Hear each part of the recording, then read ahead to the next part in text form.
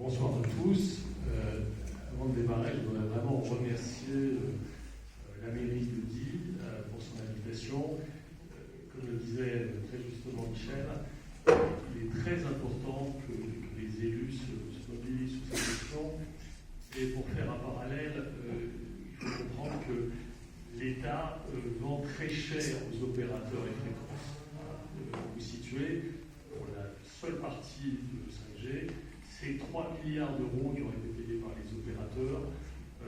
Si vous comparez, si vous comprenez que c'est compliqué, après pour l'État de dire vous payez 3 milliards, mais vous ne pourrez pas installer vos antennes. Ça paraît vraiment là une logique de conflit d'intérêts. Je voudrais aussi passer, avant de démarrer mon propos sur Fournier, je voudrais aussi passer un message chaleureux à Christophe et à Chantal, qui ont vraiment eu la gentillesse de nous héberger avec mon épouse qui est présente ce soir, et vous dire à quel point je suis content, parce que c'est la première réunion présentielle pratiquement depuis plus d'1 an et demi. Et je voudrais vraiment insister sur ce point, tant c'est quelque chose qui m'a manqué. D'ailleurs, je crois que l'une des dernières réunions où j'ai pu participer en présentiel, c'est celle où tu nous as invités au Parlement européen avec un certain nombre d'autres experts. Et je veux vraiment dire ici à quel point vous avez, avec Michel Evasi, une femme politique qui a du courage. Parce que sur ces sujets-là, vous avez compris, il faut du courage. Je voulais le redire au démarrage. Ensuite, peut-être me présenter, parce que je pense que beaucoup d'entre vous ne me connaissent pas. Donc, je suis médecin. J'ai noté d'ailleurs que je m'intéresse à ces sujets comme Michel depuis 2004. Donc, ça fait à peu près 17 ans. Et voilà. Et d'une certaine façon, ces enjeux sanitaires de santé publique, voilà, c'est aujourd'hui, depuis 17 ans, une continuité. J'ai participé pendant 3 ans en tant que négociateur au panel des ondes. Donc, je me suis retrouvé face à face pratiquement toutes les semaines avec les industriels de la téléphonie mobile. Je vais mieux vous dire que pour le moral, c'est vraiment pas bon.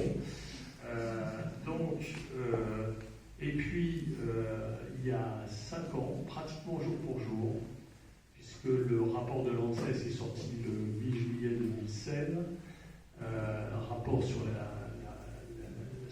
radiofréquences et santé des enfants, eh bien, j'ai lu ce rapport, extraordinaire, on peut lire un rapport. Et dans ce rapport, il y avait finalement ce que je vais vous raconter, c'est-à-dire tous les éléments d'un scandale mondial qui s'appelle le PhoneGate. Alors, PhoneGate, ça sonne un peu comme Dieselgate, je vais aller voir pourquoi. Et voilà, je me suis retrouvé devant mon ordinateur et il me dit oh là là, mais qu'est-ce que c'est ça? Et le 9 juillet, sur mon blog, à l'époque, j'écrivais déjà, je parlais de tromperie mondiale sur la surexposition aux ondes de téléphone portable. Donc,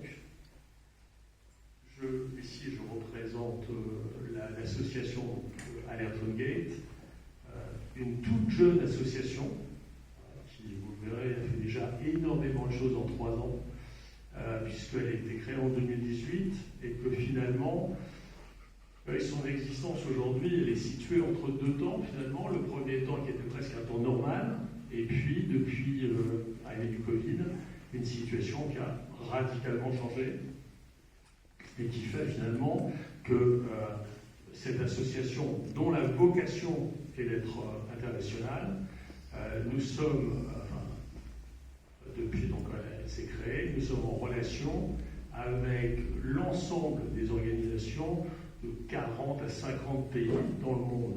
Alors, je ne sais pas si vous voyez, c'est-à-dire que notre action, très rapidement, du fait de l'importance qu'a le scandale PhoneGate, a été relayée dans le monde entier et nous travaillons donc, je dirais, de manière quasi quotidienne.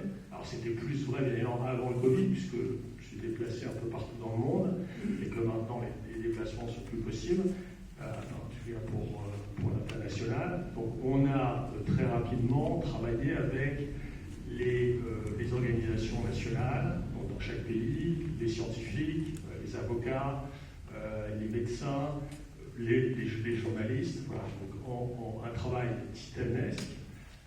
Et je raconte justement ces 4 années, les 4 premières années de cette enquête absolument incroyable, dans le livre Fogate.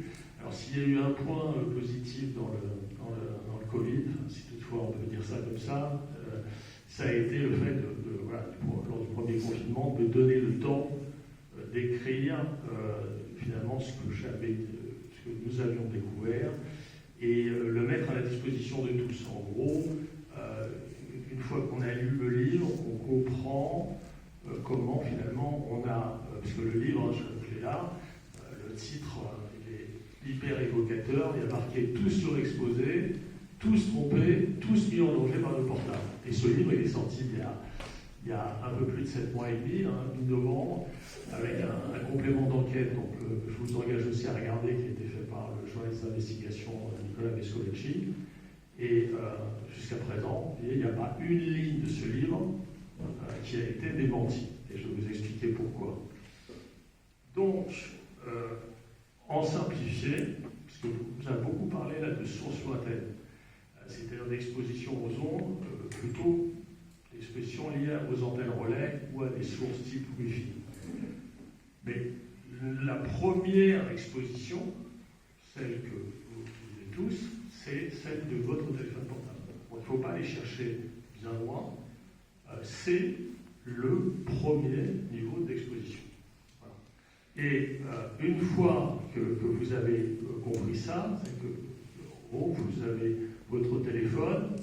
Je pense qu'il y a quelques rares personnes qui n'ont pas du tout de téléphone portable, mais pour 5 milliards d'utilisateurs, en gros, l'utilisation classique, simple, c'est je téléphone, je mets le téléphone à l'oreille, c'est ce que vous voyez tous les jours, la vie quotidienne, et une utilisation qui est moins lisible, c'est je n'utilise pas mon téléphone, je considère qu'il ne fonctionne pas, et je le mets dans une poche. Alors, ça peut être une poche de pantalon, ça peut être une poche arrière pour les femmes, ça peut être dans une poche, donc justement en été, sur les poches près du cœur.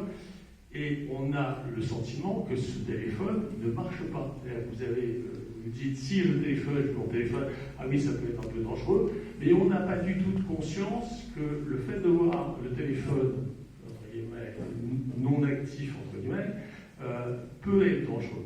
Et donc, je vais vous le dire, le téléphone est tout aussi dangereux quand vous le mettez dans votre poche, parce qu'il va continuer à émettre. Il va continuer à télécharger des données, il va télécharger vos mails, il va se mettre en interrelation avec l'antenne relais. Et aujourd'hui, personne n'a réellement conscience que finalement, le vrai premier risque, c'est nos téléphones portables. Et c'est là où on entre un peu dans finalement, vous allez me dire, oui, très bien, mais en gros, on a parlé des normes. Et en fait, ce qui s'est passé, et c'est un peu un système de contre-pied, c'est que les normes, les fameuses normes que Michel vous a expliqué, c'est les normes de l'ICNIRP, elles sont basées sur les effets thermiques. Vous avez compris, l'effet thermique, en gros, c'est l'effet micro-ondes, on chauffe les cellules, et finalement, ce qu'a dit l'ICNIRP, c'est on ne tiendra compte que de l'effet chauffant des ondes. Voilà. Sauf que, pour faire ça, ils ont, et c'est l'acronyme, je vous engage à le mémoriser, enfin, vous le connaissez pour certains, c'est le fameux DAS. Je ne sais pas s'il y en a qui connaissent le DAS, est-ce que ceux qui connaissent lèvent la main, est-ce que le terme DAS dit quelque chose à quelqu'un?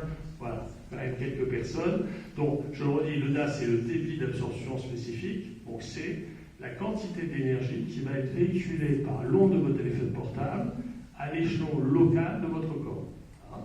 Et il y a des normes, alors ne les retenez